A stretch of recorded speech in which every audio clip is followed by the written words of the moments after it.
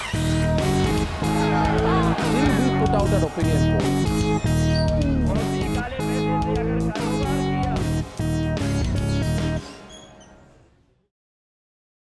Morning show में आपका स्वागत है। Welcome to another election show. हम लोग आज गोरखपुर से अपने चुनावी यात्रा के तीसरे चरण की शुरुआत कर रहे हैं और गोरखपुर में हम जहां बैठे हैं वो बहुत ऐतिहासिक जगह है।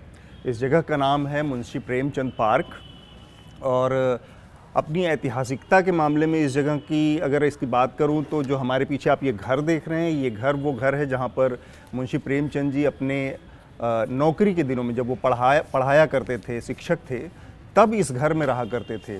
और ये समय है 1916 से 1921 के बीच के 5 साल के दौरान वो इस घर में रहे। और अपने जीवन काल में मुंशी जी 2 बार गोरखपुर में रहे। एक बार जब वो बहुत छोटे थे अपने पिताजी के साथ, तो उनके पिताजी भी यहाँ पर नौकरी किया करते थे, तब भी उनके साथ रहे और फिर बाद में उनकी नौकरी के चक्कर में घूमते घामते वो फिर गोरखपुर आए और यहीं के बाद उन्होंने अपनी नौकरी से त्यागपत्र दिया, फुल टाइम राइटर हो गए, लेखक हो गए और आज़ादी के आंदोलन से जुड़ गए अपरोक्ष तरीके से बहुत सारे काम करते हुए। अपना उनका प्रेस था जो कि हंस था, जिसको उन्होंने बाद में बनारस में स्थापित किया। हमारे साथ गोरखपुर के बहुत एक ख़ास पत्रकार हैं मनोज सिंह। स्वागत है मनोज जी आपका। मनोज यहाँ पर एक वेबसाइट है गोरखपुर के इर्द गिर्द के इलाकों की, गोरखपुर न्यूज़ लाइन, उसके संपादक हैं और इसके अलावा बहुत सारे न्यूज़ अखबारों में, अलग अलग मीडिया संस्थानों में जिम्मेदारी के पदों पर रह चुके हैं। तो मॉर्निंग शो में जो हमारी आज बातचीत का दायरा है वो चुनाव तो है ही है, थोड़ा सा हम प्रेमचंद जी के बारे में भी बात करना चाहेंगे क्योंकि हम यहाँ बैठे हुए हैं और आप भी किसी न किसी तरह से इस संस्था से जुड़े रहे हैं जो इनके इस भवन के संरक्षण और देखरेख के काम में जुटी हुई है। पूर्वांचल के बारे में अगर मैं बात करूं तो 3 बहुत मेजर सेंटर हैं जिनके इर्द गिर्द पूरा पूर्वांचल का इलाका बसा हुआ है, बधा हुआ है। तो एक सिरे से, बहुत पूर्वी सिरे से अगर शुरू करें हम तो गोरखपुर, बनारस, इलाहाबाद। हालांकि इलाहाबाद को पूरी तरह से पूर्वांचल का हिस्सा नहीं कहा जा सकता, उस पर बहुत सारा अवधी और बुंदेलखंडी उधर का भी असर है, फिर भी पूर्वांचल के इन 3 बड़े शहरों के बीच में बधी हुई है एक पूरी पूर्वांचल की पट्टी, जिसमें उसका सबसे बड़ा जो साहित्यिक केंद्र हैं, जो सबसे बड़े साहित्यिक लेखक हुए, जो बहुत बड़े, वो इन 3 पट्टियों के बीच में आपको सबसे बड़ी बहुतायत संख्या में मिलेगी। तो उस लिहाज से गोरखपुर से हमारी जो यात्रा शुरू होगी और बनारस तक जाएगी तो हम इन तमाम चीज़ों को भी पकड़ने की और देखने की कोशिश करेंगे। सबसे पहले थोड़ा सा मुझे इस जगह के बारे में बताएं मनोज जी, और इसके इर्द गिर्द क्या मतलब यहाँ के चुनावी या यहाँ की जो राजनीति है वो भी किसी तरह से प्रभावित होती है? जी जी, ये गोरखपुर शहर तो बहुत सारे आजकल जो जिन कारणों से जाना जाता है वो योगी आदित्यनाथ के वजह से, लेकिन गोरखपुर शहर की पहचान फिराक और प्रेमचंद से भी है। जी। और प्रेमचंद जी का घर है ये, और यहाँ पे 1916 से 1921 तक जब वो सहायक अध्यापक थे राजकीय कॉलेज स्कूल में, पास में ये बगल में। जी जी, तो वो यहाँ पर आए हुए थे और रहे यहाँ पे। पर प्रेमचंद 2 बार रहे गोरखपुर में। एक जब वो छोटे थे, जब उनके पिताजी यहाँ पर डाक खाने में जब उनकी तैनाती हुई तब आए थे, तो उन्होंने 8वीं तक की पढ़ाई जो है मिशन स्कूल और रावत पाठशाला, रावत पाठशाला इसके ठीक पीछे है, अभी भी है, और वहाँ पे उन्होंने पढ़ाई की थी। और जो एक कहानीकार और लेखक बनने का जो उनकी बुनावट है वो गोरखपुर से शुरू हुई, क्योंकि रेती पर वो खुद उन्होंने लिखा है कि रेती यहाँ से पास में है, तो एक बुद्धिलाल बुक सेलर की दुकान थी, तो वहाँ जाके वो सारी किताबें पढ़ते रहते थे। और वहाँ से, और पहली कहानी भी उस समय उन्होंने एक छोटी सी कहानी अपने मामा पर लिखी थी। हाँ, मामा जी को। हाँ, बहुत रोचक कहानी है। फिर उसके बाद वो जब सहायक अध्यापक थे तो पहले उनकी बस्ती में तैनाती हुई थी, गोरखपुर के बगल का ज़िला है, और वहाँ से उन ट्रांसफ़र होकर आए थे। वो 18 अगस्त 1916 को आए थे और उसी दिन उनको ये तब मिला नहीं था, तब वो बरामदे में रुके थे जो स्कूल था, और उसी दिन उनके बड़े बेटे का जन्म हुआ था। तो जब उस स्कूल के एक दूसरे अध्यापक, अमृत राय जी की बात, श्रीपत राय जी, श्रीपत राय, और वो जब दूसरे के अध्यापक थे उन्होंने अपना आवास दे दिया था। और फिर 2 महीने बाद ये आवास उनको मिल गया तो यहाँ पर आए। और गोरखपुर से प्रेमचंद का रिश्ता इसलिए महत्वपूर्ण है कि गोरखपुर आने के पहले वो उर्दू के प्रतिष्ठित कथाकार माने जाते थे। गुलाब राय के नाम से लिखा गया। जी जी।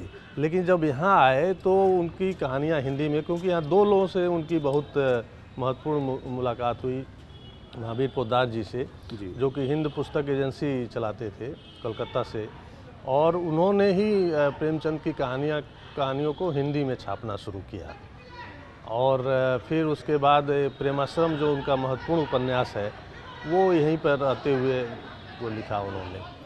और इस दौरान उनकी फिराक से जो दोस्ती हुई वो इसी जगह से हुई। फिराक का घर भी पास में था। हाँ। और एक बैंक था, कायस्थ बैंक था, वहाँ पर दोनों लोग पहली बार मिले थे। इसके बारे में फिराक ने बहुत विस्तार से लिखा हुआ है। और प्रेमचंद ने यहीं पर रहते हुए बीए किया था। वो पढ़ा भी रहे थे और पढ़ भी रहे थे और बीए किया था उन्होंने। और उस दौरान गोरखपुर में रहते हुए उनका स्वास्थ्य बहुत दिनों तक काफ़ी ख़राब रहा। हाँ। और जब गांधी की सभा हुई यहाँ पे तो वो परिवार सहित, शिवरानी जी भी थी और परिवार सहित गए थे। और उनके मन में पहले से उथल पुथल चल रही थी। और वहाँ से आने के बाद उन्होंने एक निर्णय लिया कि हम नौकरी छोड़ देनी चाहिए। तो तुरंत नहीं छोड़ा। शिवरानी जी से काफ़ी उनका लंबा विमर्श हुआ।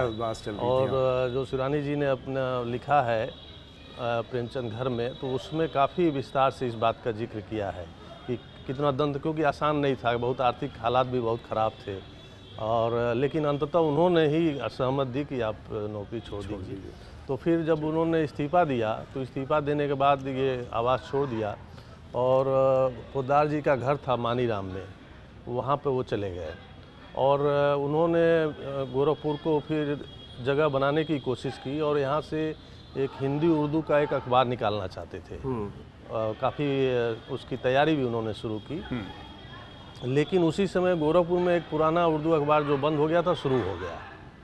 तो प्रेमचंद जी के पत्रों में इसका जिक्र है कि अब जब शुरू हो गया है तब उसको निकालने का दोबारा करने में मौका नहीं। और उन्होंने एक महत्वपूर्ण बात ये हुई थी, ये कम जानकारी लोगों को है, कि 2 महीने उन्होंने हथकरघा का एक छोटा सा कारखाना चलाया था। अच्छा। हाँ, ये पूरा इलाका बुनकरों का है। बुनकरों का है, हाँ। तो उस हथकरघे चलते थे, तो उन्होंने ये भी काम किया था, 2 महीना चलाया था। और फिर उसके बाद यहाँ से फिर वो बनारस गए। अब जो ये थोड़ा सा रेनोवेशन के बारे में बता सकते हैं कि क्या प्लान्स हैं इस पार्क को लेके और इस घर को लेके यहाँ पे? और जस्ट एक चीज़ मैं ऐड करना चाहूँगी व्यूअर्स के लिए, अगर आप सोच रहे होंगे कि बीच बीच में आवाज़ें आ रही हैं ओम की, वो यहाँ पे लोग प्राणायाम कर रहे हैं, क्योंकि अब ये पार्क भी है, लोग यहाँ एक्सरसाइज करते हैं, कुछ लोग बैडमिंटन खेल रहे हैं।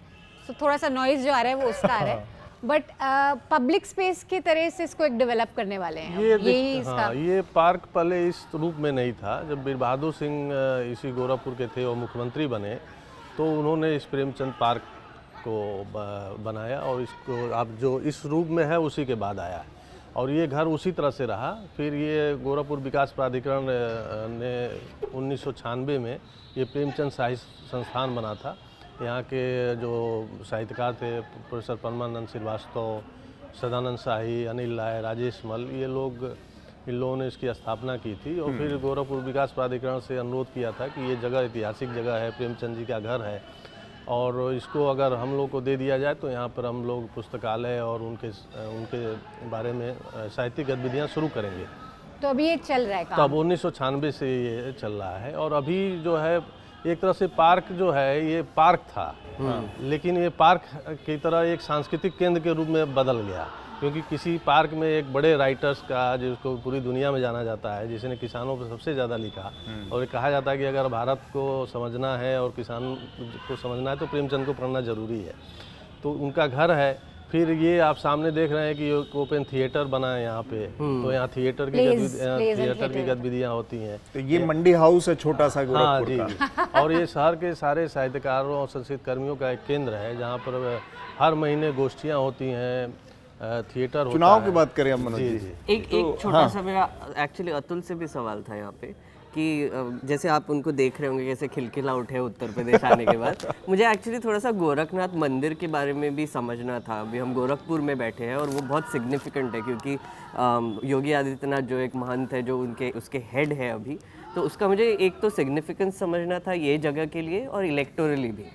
तो ये हम मनोज जी से बेहतर कोई नहीं बता सकता, क्योंकि इन्होंने इस पर बहुत लंबा काम किया है। पूरी उनकी पॉलिटिक्स क्या है और उसका जो रूप क्या था, आज किस रूप में है, वो सारी चीज़ें अगर संक्षेप में बता पाएँ। जी जी।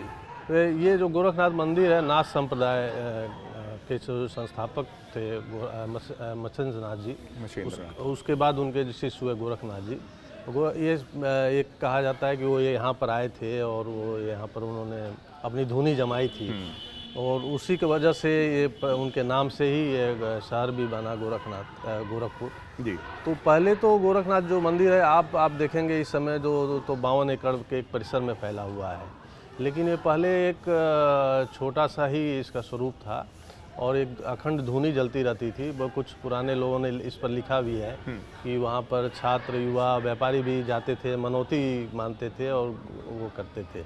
लेकिन बाद में ये जब महंत दिग्विजयनाथ जब यहाँ के महंत बने हैं, ये करीब 1930 के आसपास, तब वो ये मंदिर एक बड़े स्वरूप में आया है। और उसके बाद से पहले, इसके पहले गोरखनाथ मंदिर या नाथ संप्रदाय के जो भी महंत रहे या पीठाधीश्वर रहे, उनका राजनीति से कोई लेना देना नहीं था। लेकिन महंत दिग्विजयनाथ हिंदू महासभा से भी जुड़े थे और हिंदुत्व की राजनीति वहाँ से शुरू हुई और जो देश का जो पहला चुनाव हुआ वो लड़े थे दिग्विजयनाथ।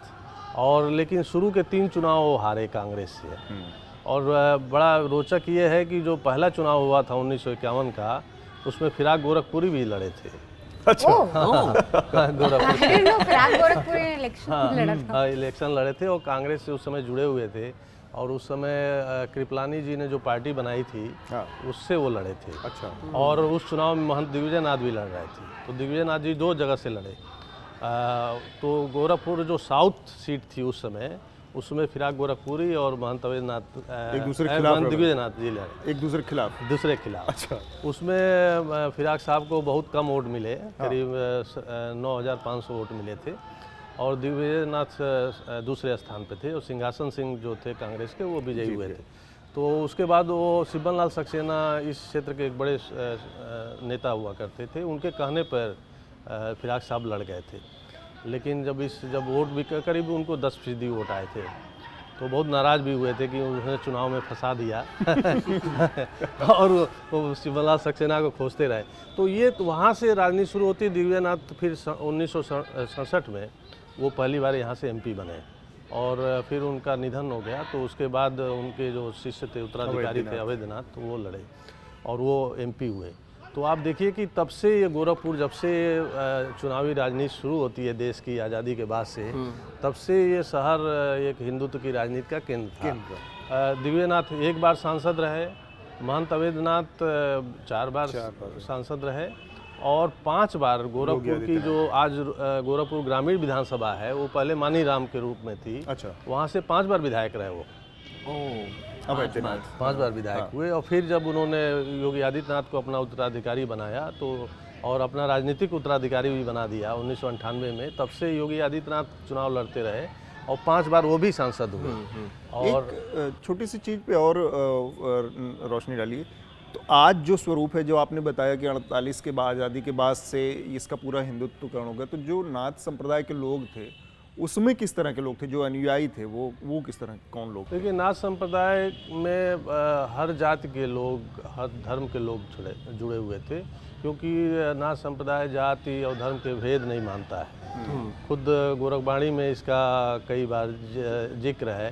जैसे गोरखवाणी में गोरखनाथ कहते हैं कि हिंदू ध्यावे देवरा, मुसलमान मस्जिद, जोगी ध्यावे न देवरा न मस्जिद।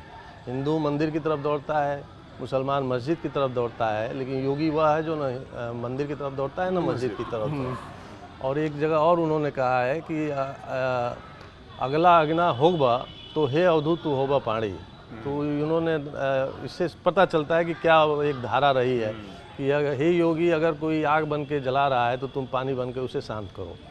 तो उस समय तो बिल्कुल आयरॉनिक हो गया है। आयरॉनिक हो गया एकदम। आज की अगर हम आज की बात करें तो ये ट्रांसफॉर्मेशन जी तो ये जानना ज़रूरी था, क्योंकि जो मनोज जी बता रहे हैं, यहाँ पास में बहुत सारे गांव हैं और उनमें से एक गांव में हम लोग साथ ही दौरा कर चुके हैं, जो कि जोगियों का गांव है। जो एक्चुअल जो मठ है, जो यहाँ का गुरु गोरखनाथ का जो मठ है, उसके जो अनुयायी हैं उनका गाँव है और वो सब के सब योगी मुस्लिम हैं, मतलब धर्म मुस्लिम को मानने वाले, लेकिन यहाँ के अनुयायी हैं। तो इस तरह से वो आते हैं और उसको मानने जुड़ने वाले हैं। उन लोगों के साथ बड़ी विडंबना है कि आज की तारीख में वो गोरखनाथ के शिष्य तो हैं, उनके योगी तो हैं, लेकिन यहाँ पे की जो राजनीति है अब मठ की, उसमें वो एक तरह से आइसोलेटेड है, तो वो विडंबना की और बात है। एक चीज़ मैं ऐड करना चाहती थी, आपने कहा कि वो कि हिंदू मंदिर के रहे भागता है, मुस्लिम मस्जिद के रहे, जो दैनिक जागरण का फ्रंट पेज में योगी जी मंदिर की तरफ ही भाग रहे हैं राम के साथ राष्ट्र मंदिर का निर्माण का वास्ता। तो this is yogis front page line. और एक्चुअली योगी का फोकस अपने सीएम के दौर में ज़्यादातर अयोध्या पे ही रहा है, देखा जाए तो। नहीं अयोध्या पर, गोरखपुर को उन्होंने छोड़ा नहीं। इस मायने में गोरखपुर से उनका लगाव बहुत रहा है, क्योंकि मुख्यमंत्री बनने के बाद वो हर मतलब महीने में कम से कम 2 बार जरूर गोरखपुर आते रहे। तो कई बार तो लोग मजाक में कहते हैं गोरखपुर के सीएम हैं। एक्चुअली बिगनिंग में यू आर राइट, क्योंकि फिर सारे चैनल वाले भी आते थे उनको गाय को चारा खिलाते हुए फिल्म करने। तो वो लेकिन लास्ट 2-3 गोरखपुर साल में से उनका ये जब मुख्यमंत्री बने हैं तो ये संसदीय सीट उनको छोड़नी पड़ी है। 2018 का बाई इलेक्शन हुआ और उसमें भाजपा हार गई, फिर उसके बाद में रवि किशन जीते। लेकिन ये है कि वो मुख्यमंत्री बनने के बाद गोरखपुर, अयोध्या भी उनका बराबर दौरा रहा और गोरखपुर उन्होंने छोड़ा नहीं। गोरखपुर लगातार आए, कोई भी छोटा सा भी कोई काम हुआ होगा गोरखपुर में तो उसका उद्घाटन और शिलान्यास योगी आदित्यनाथ ने ही किया।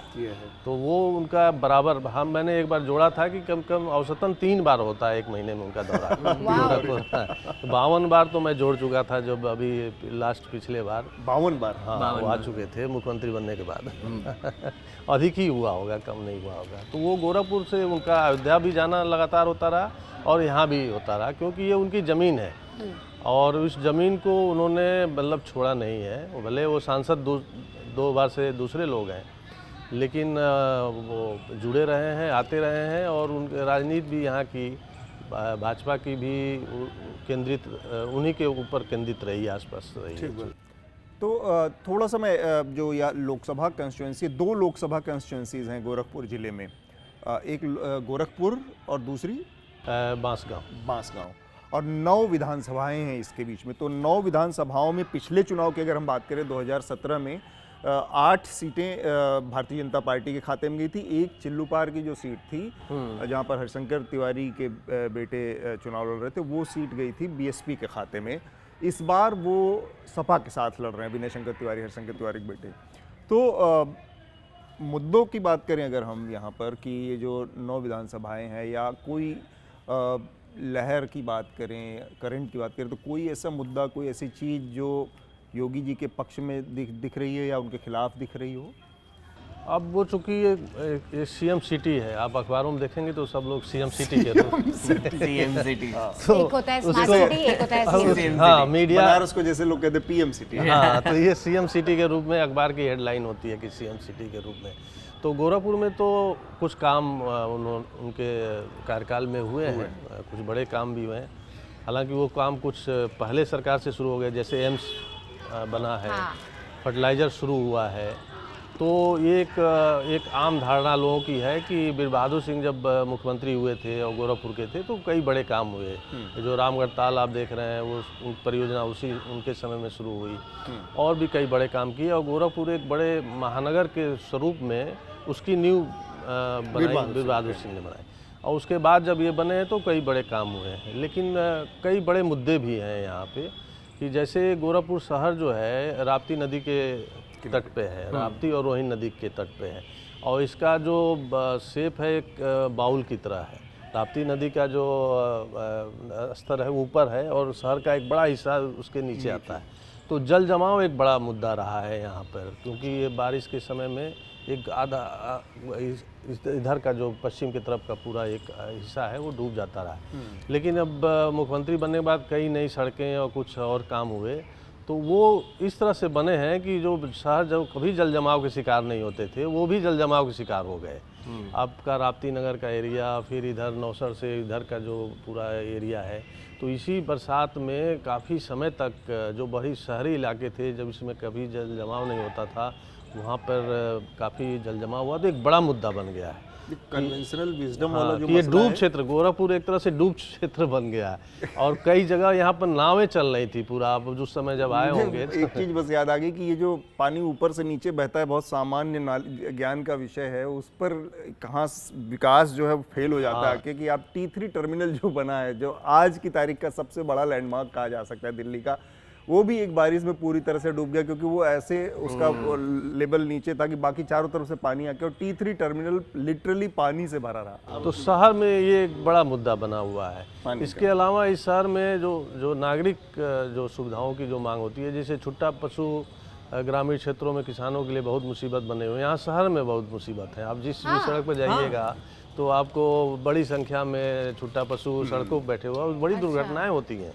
बहुत सारे लोगों की मौत हो चुकी है, लेकिन उसका भी यहाँ नगर निगम, जबकि भाजपा के सांसद भी यहीं रहे हैं, भाजपा के विधायक भी रहे हैं, जो नगर निगम है उसके मेयर भी भाजपा के ही, एक बार सिर्फ आशा देवी जो हैं उन्होंने चुनाव बदल दिया था, उसको छोड़ दें तो भाजपा के ही लोग रहते हैं। लेकिन आशा देवी ट्रांसजेंडर थी, यहाँ की पहली ट्रांसजेंडर मेयर चुनी गई थी। तो ये दो शहर की ये दो बड़ी समस्याएं हैं कि एक जल जमाव का क्षेत्र। एक बहुत ही रैंडम सवाल था मेरा कि हम तो कल ही आए, तो एक चीज़ मुझे बहुत नोटिस हुआ, ओपन ड्रेन्स। हर जगह में ओपन ड्रेन्स और नाले बह रहे हैं यहाँ पे, मतलब दिख ही रहा है। मतलब आप जो बोल रहे थे अतुल कि हम तो हार्ट में रह रहे हैं सिटी के, लेकिन आप चलेंगे तो दोनों तरफ से ओपन ड्रेन्स ही है, आपको दिखाई दे। तो ये हाँ जी, बिल्कुल है। वो गोरखपुर जैसे बड़े शहरों में बहुत पहले सॉलिड वेस्ट मैनेजमेंट का प्लान लागू हो गया था और सुप्रीम कोर्ट ने भी आदेश दिया था जो डोर टू डोर कलेक्शन हो और उसका ड्रेनेज सिस्टम ये सारा सब होना चाहिए। सॉलिड वेस्ट मैनेजमेंट अभी शहर में लागू ही नहीं हो पाया, तो उसके वजह से जो एक सफाई उम्मीद की जाती थी कि सीएम मुख्यमंत्री बन गए और उसके बाद शहर क्लीन दिखेगा, वो क्लीन नहीं हुआ, क्योंकि वो अब जाके उसके लिए एक ज़मीन ली गई है कि जहाँ से सारा कूड़ा इकट्ठा किया जाएगा और वहाँ करी जाएगा। लेकिन ये पिछले 15 साल से चल रहा है। एक बड़ा मुद्दा था ये भी कि सॉलिड वेस्ट मैनेजमेंट जो है वो प्लान अभी तक यहाँ पे लागू ही नहीं हो पाया, और अब जाके बात हो रही है कि एक पूरा एक सर्वे हुआ है ड्रेनेज सिस्टम के लिए अलग से, लेकिन मुख्यमंत्री रहते हुए ये काम वो नहीं करा पाए। क्योंकि जस्ट दर्शकों के लिए बता दूं, क्योंकि मैं तो पहली बार ही गोरखपुर में आया हूँ, तो ये बढ़ता हुआ शहर है क्लियरली। यहाँ पे स्पेंसर्स है, यहाँ पर बर्गर किंग है, यहाँ पर KFC है, सब कुछ बड़े बड़े जो आपको चेन्स दिखाई देते हैं वो यहाँ पे अभी खुल रहे हैं। मॉल्स दिखते हैं काफ़ी, और जो हम सिनेमा स्ट्रीट पे जहाँ पर गए थे वहाँ पे काफ़ी बड़े बड़े मल्टी कॉन्ग्लोमेरेट्स के शॉप्स भी है। तो ऐसे शहर में आई थिंक ये ड्रेनेज प्रॉब्लम और भी बढ़ता जाता होगा। तो पानी का प्रॉब्लम, ये तो इसकी गोरखपुर की कुछ भौगोलिक बनावट भी के कारण ये रहा है कि ये ड्रेनेज सिस्टम, लेकिन ये है कि जो नया विकास हुआ है उसने और स्थिति को बदतर बना दिया। और फिर एक बड़ा मुद्दा है वो बीमारियों का, क्योंकि ये जल जमाव है, गंदगी है और इंसेफ्लाइटिस एक बड़ा मुद्दा रहा है इस बीमारी में। तो इंसेफ्लाइटिस की बात करें अगर हम देखें कि बहुत बदनाम रहा है शहर, बड़ी संख्या में बच्चों की मौतें होती रही इस इलाके में, और पूरा इलाका मतलब ये पूरी बेल्ट कुशीनगर महाराजगंज यहाँ सके, तो गोरखपुर चूँकि बड़ा केंद्र था तो यहीं पर फैसिलिटीज़ थी। एक बड़ा मसला बना जब डॉक्टर कफील खान के साथ जो वाकया हुआ जिसमें बहुत सारे बच्चे 48 घंटे के अंदर में 100 से ऊपर बच्चों की मौत हो गई और ऑक्सीजन की सप्लाई नहीं थी। वो अपने आप में एक करप्शन की बात अंदर आई थी, और आपने स्टोरी भी की थी कि किस तरह से ऑक्सीजन की जो सप्लाई थी वो एक तरह से क्रिएट की हुई समस्या थी। वहाँ से अब कहाँ पहुँचे हैं? अब एंसेफ्लाइटिस की समस्या गोरखपुर और इसके आसपास के इलाकों में कितनी?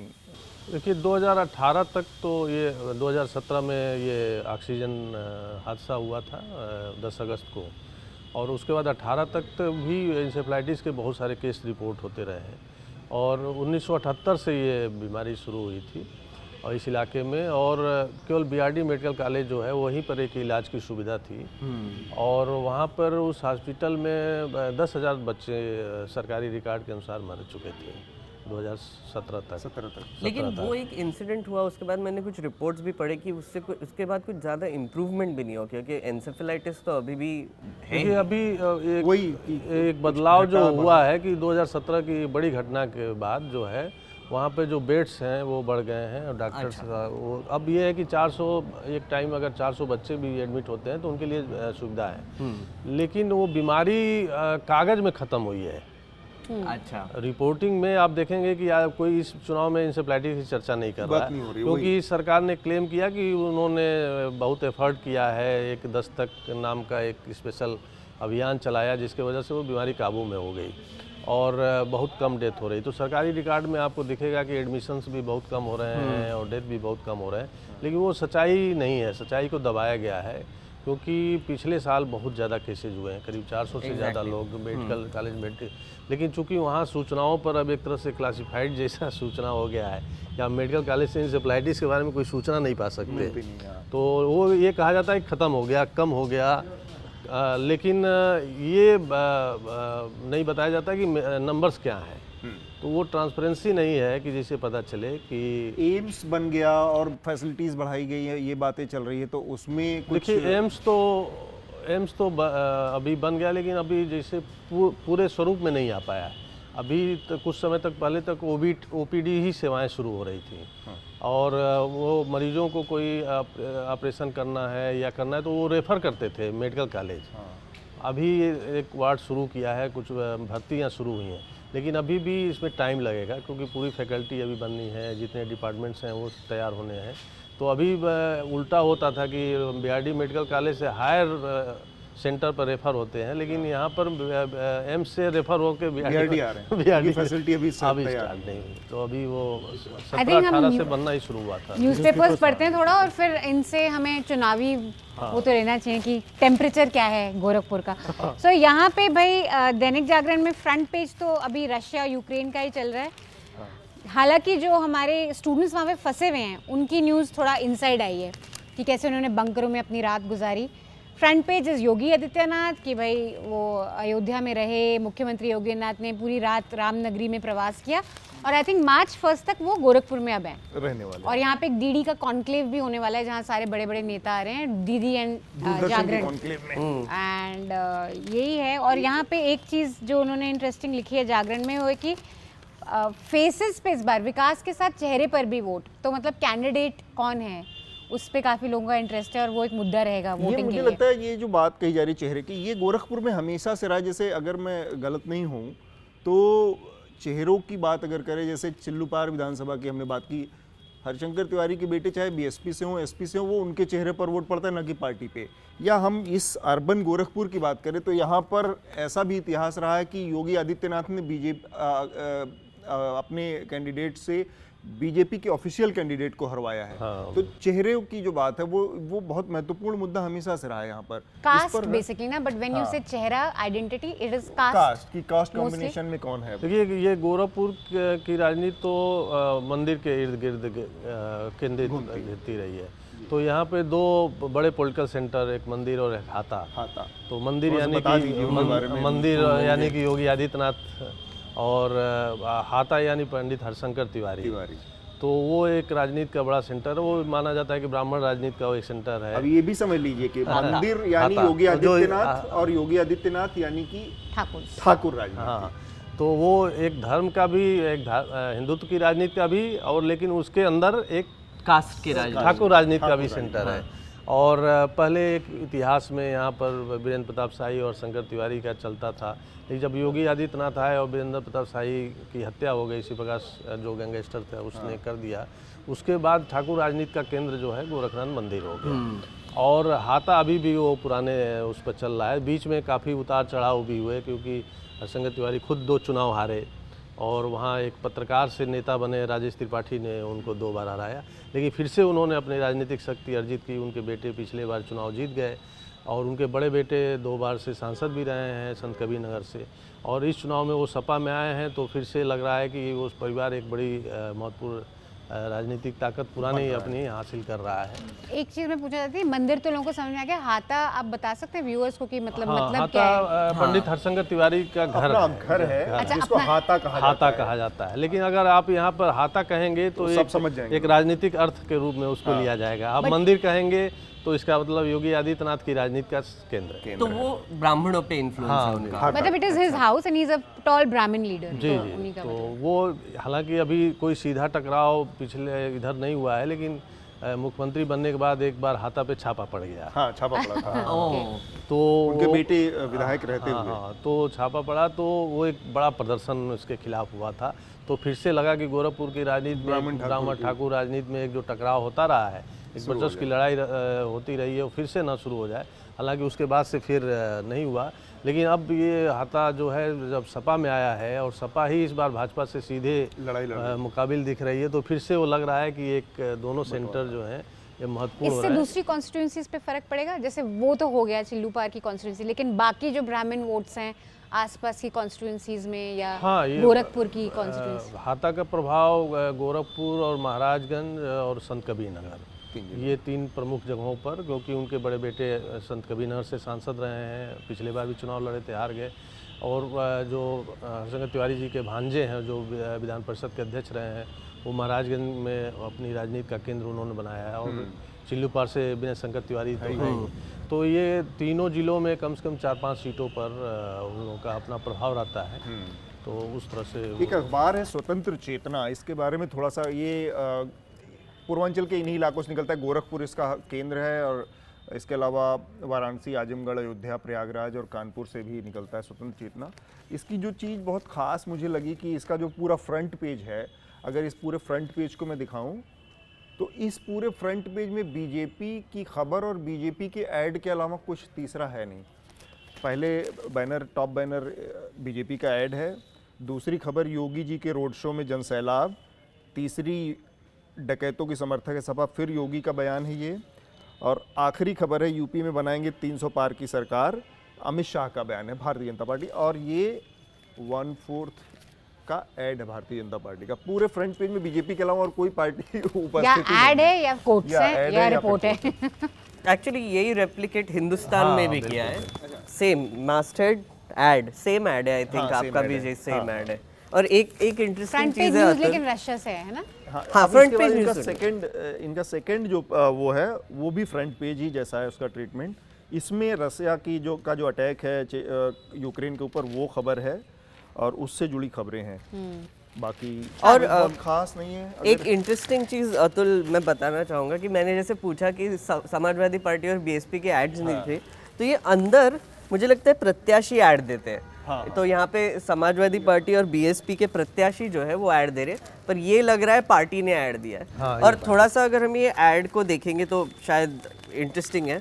उन्होंने इस बार बीजेपी ने मुफ्त स्कूटी प्रॉमिस की है मेधावी छात्राओं के लिए। एक और उन्होंने कहा है कि 2 मुफ्त रसोई गैस सिलेंडर देंगे होली और दिवाली पर। और यहाँ पर 3 नई महिलाएं बटालियन की स्थापना करने की भी बात की है इन्होंने पुलिस में। और मतलब वो तो उनके बाकी के जो हमने उत्तराखंड, गोवा में जो लोन देने के स्कीम्स है एक्सेट्रा वो भी तो है। ये स्कूटी मिलेगी स्टूडेंट्स को? मैं वही सोच रहा था कि स्कूटी कौन सी देंगे, कितना खर्चा मिलेगी होगा मेधावी छात्राओं को। स्कूटी का तो पहले कांग्रेस ने किया था, सबसे पहले कांग्रेस ने स्कूटी लड़कियों को देने के लिए स्कूटी और स्मार्टफोन। स्कॉलर्स होंगे जो सर्टेन परसेंटेज के ऊपर होंगे उनको दिया जाएगा। तो वो बाद में इसको बीजेपी भी ले आई है। स्कूटी की सबसे पहले घोषणा जो है वो कांग्रेस ने इस योजना को, इस बार बीजेपी के मैनिफेस्टो में बहुत सारी चीजें जो सपा और कांग्रेस की है वो बाद में लाए हैं। जैसे ये रसोई गैस, फ्री में रसोई गैस सिलेंडर देने का ये कांग्रेस ने पहले वादा कर लिया था। तो इस बार तो बीजेपी का मैनिफेस्टो जो है वो बहुत सारी दोनों लोगों का, जैसे जब उन्होंने कहा कि सपा ने कह दिया कि किसानों को फ्री सिंचाई रहेगी, बिजली बिल नहीं देना होगा, तो फिर उसको भाजपा भी उसको घुमा फिरा के लिए। ये बड़ी महत्वपूर्ण एक बदलाव की तरफ इशारा कर रहे हैं। थोड़ा सा मनोज जी अगर इस पे बताएं, आप बता रहे पहली बार ऐसा हो रहा है। भारतीय जनता पार्टी पिछले 8-9 सालों में जिस रूप में उभरी है उसमें उसने हमेशा ट्रेंड सेट करने का काम किया है। उसने यहाँ पर आप जो बता रहे हैं कि ये अदर पार्टीज की कॉपी कर रहे हैं, तो पहली बार बीजेपी ऐसा लग रहा है कि दूसरे की ट्यून को पे ऑपरेट कर रही है, कि चाहे स्कूटी का मसला हो, चाहे सिलेंडर का मसला हो, चाहे तो ये अपोजिशन की ट्यून पे बीजेपी ये किसी तरह का इशारा है या किसी तरह की एंजाइटी दिखाता है बीजेपी के अंदर? हाँ, एंजाइटी ही है, इसलिए कि आपने 5 साल आपकी सरकार रही, अब आप देखिएगा कुछ उसमें ऐसी चीज़ें हैं जो वो कह रहे हैं, जैसे कि गन्ना किसानों को, ये गन्ना का इलाका है, गन्ने की खेती बहुत ज़्यादा होती है। कुशीनगर बगल का ज़िला है, करीब करीब 1 लाख हेक्टेयर में गन्ने की खेती होती है। चीनी मिलें हैं, 26 चीनी मिलें हैं इस इलाके में। तो गन्ना किसानों का पिछली बार भी भाजपा ने वादा किया था कि 14 दिन में किसानों का भुगतान सुनिश्चित करेंगे, क्योंकि ये कानूनन है कि जब गन्ना कोई किसान गिराता है तो 14 दिन के अंदर उसको पेमेंट मिल जाना चाहिए। लेकिन ये पूरे 5 साल में इंश्योर नहीं कर पाएगा। इस बार में भी वो फिर कह रहे हैं कि 14 दिन में करेंगे। उसके अलावा जो यूथ के लिए जो पिछले चुनाव में कहा था उन्होंने कि 10 अंतर्राष्ट्रीय स्तर के विश्वविद्यालय बनाएंगे यूपी में, तो वो तो बन नहीं पाए। तो फिर इस बार उसको दूसरे तरफ से कह रहे हैं कि उन्होंने जगह दिए हैं कि प्रयागराज में और यहाँ 10 अलीगढ़ में और 10 बनाएंगे। तो कुछ चीज़ें जो है वो रक्षात्मक मुद्रा में हो गई कि नहीं कर पाए, जैसे छुट्टा पशुओं की व्यवस्था, गन्ना किसानों के लिए जो वन चीनी मिलों का भी वादा फिर से किया है कि हम चलाएंगे। तो ये कुछ, और फिर ये जो बेरोजगारी वाला जो मुद्दा था कि नौकरी देने का, क्योंकि उसमें उन्होंने कहा था कि 70 लाख 5 साल में रोजगार देंगे, नौकरी देंगे। और अब कहना पड़ रहा है कि अब फिर से वही बात करें, क्योंकि सपा कह रही है कि 11 लाख पद खाली हैं, खाली पड़े हैं। सपा ने कहा 11 लाख 12 लाख हाँ, और कांग्रेस ने तो एक पूरा भर्ती विधान ही ले आया जिसमें पूरा उन्होंने एक रोड मैप दिया कि कैसे भरेंगे। सिलेंडर के बारे में जस्ट एक छोटा सा ऑब्जर्वेशन था मेरा कि अगर आपको याद होगा, कांग्रेस बीजेपी आने से पहले कांग्रेस 10 सिलेंडर फ्री देने की बात करती थी एक्सेट्रा। बीजेपी आ गई, उन्होंने फ्री गैस कनेक्शन देने की बात की, उन्होंने सब जगह कनेक्शंस तो फ्री दे दिए, लेकिन अभी जो सिलेंडर के दाम बढ़ गए तो अब हालत ये हो गई है कि वहाँ पे अब उनको भी फ्री रसोई के लिए 2 सिलेंडर बोलने ही पड़ रहे हैं। पर बाकी के पार्टीज़ का अगर मैं जितना भी देखा है मैंने, प्रॉमिसेस 6 से 8 सिलेंडर प्रॉमिस कर रहे हैं। तो वो उन्होंने फिर भी 2 रखे हैं, दिवाली और होली के टाइम पे देंगे, उसमें भी रिलीजन घुसाड़ी दिया उन्होंने। बट फिर भी बाकी के जो पार्टीज हैं वो 6 से 8 आई थिंक सिलेंडर्स प्रॉमिस कर रहे हैं। वैसे वो इसलिए मुद्दा हो गया कि रसोई गैस से कनेक्शन तो आपने बांट दी है, लेकिन वो इतना महंगा हो गया कि आप कहीं भी जाइए तो वो रखा रहता है। लकड़ी, मैं बुंदेलखंड में था तो वहाँ पे कनेक्शन 2 महिलाएं मुझसे मिली कि उनके पास कनेक्शन थे, लेकिन वो 4 किलोमीटर दूर जंगल से लकड़ियाँ लेके आ रही थी। तो और उनका पूरा दिन इसमें इकट्ठ जाता था। तो ये आमतौर पर बहुत स्मार्ट पार्टी, उसको लगता है कि होली दिवाली ऐसा मौका है जब आदमी खाता है, बाकी टाइम तो क्या खाना है, चला सकता है। आई थिंक ये जो मुद्दा है कि स्कीम्स का कितना इम्पैक्ट हो रहा है, स्पेशली विमेन वोटर्स पे, ये आगे जाके हम थोड़ा एक्सप्लोर करेंगे। यूपी में अभी हम हैं एटलीस्ट 3 मार्च तक। जाते जाते आई थिंक एक क्वेश्चन मैं पूछना चाहूँगी और then will wrap the show. UP का पूरा प्रेडिक्शन तो हम किसी से नहीं, इतने ये घोर पाप हम किसी से नहीं करेंगे। It's almost like so many states together. लेकिन गोरखपुर में जो 9 सेगमेंट्स हैं उसमें आप बताइए कि कहाँ आपको लग रहा है वेव आ रही है, योगी बीजेपी निकाल लेगा या एसपी अच्छी टक्कर दे रहा है, डेंट दे रहा है? देखिए, गोरखपुर के बारे में बहुत बात दिल्ली के मीडिया में बहुत दूसरी बातें होती रही हैं। इसको माना जाता है योगी लैंड है, हिंदुत्व का लैंड है, लेकिन आपको मैं थोड़ा सा बताऊं कि बसपा सबसे अधिक जीतती रही है इतिहास में। अगर आप 4 चुनाव की मैं जिक्र कर दूं कि 2002 का, 7 का, 12 का, 17 छोड़ दीजिए, वो तो एक अलग तरह का था। बसपा 9 में से 4 हमेशा जीती है विधानसभा सीट।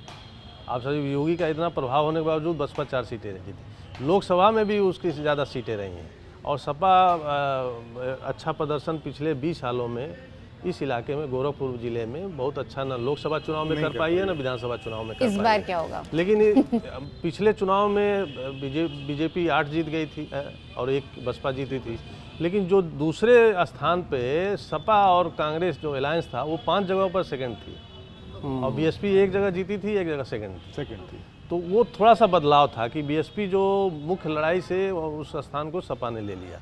इस बार थोड़ी सी बदली हुई स्थिति लग रही है कि जो मोटे तौर पर आकलन हो रहा है कि 5 जगहों पर सीधे भाजपा का सपा से टक्कर। और लोग जिस तरह से चर्चा कर रहे हैं, हम लोगों ने भी देखा है कि उसमें से 3 से 4 सपा जीत सकती है, जिसमें गोरखपुर ग्रामीण, पिपराइच, चौरी चौरा, चिल्लू पार, खजनी जो सुरक्षित 2 रिजर्व सीटें भी हैं गोरखपुर में 9 में से, बांसगांव और खजनी में बसपा बहुत अच्छे से लड़ रही है। और उसकी एक और सीट पर आप कह सकते हैं कि पिपराइच में भी बसपा ठीक लड़ रही है।